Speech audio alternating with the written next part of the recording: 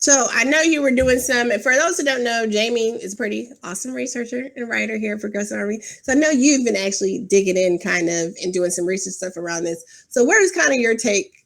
Because you gave me some stuff to read, but I know you've just been digging in way more than I have. So what is kind of your take like on how these three things, I guess, even though it seems like the Fourth Amendment, and I did say this to someone the other day, the Fourth Amendment ruling in terms of, widening what is a reasonable search, widening the scope of searches and seizures is a little different from, the deprivation of the terror with the terrorist watch list.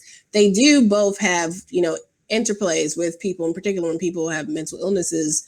So kind of from what you've been researching and reading and stuff, what's kind of your take on these two issues?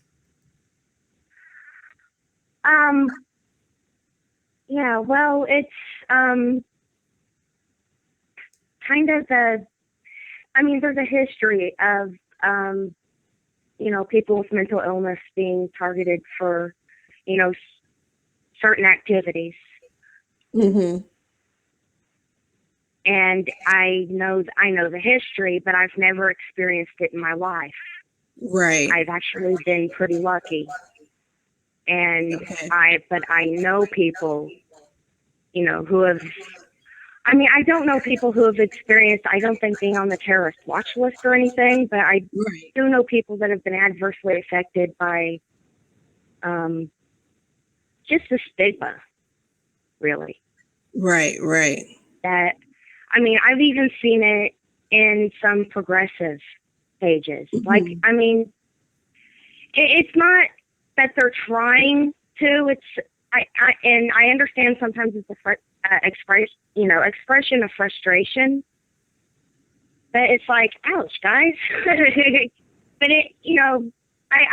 that's one of the reasons I really enjoy the Progressive Army, because you guys have always been very sensitive to, issues on mental illness, and I really appreciate you guys for that.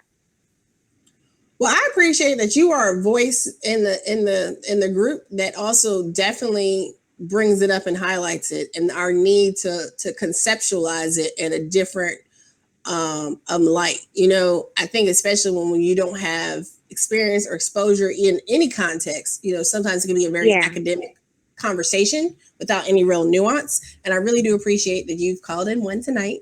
And then two, that you do. Thanks, Anoa. I know I kind of sprung this on you, but it was a spur of the moment thing for me.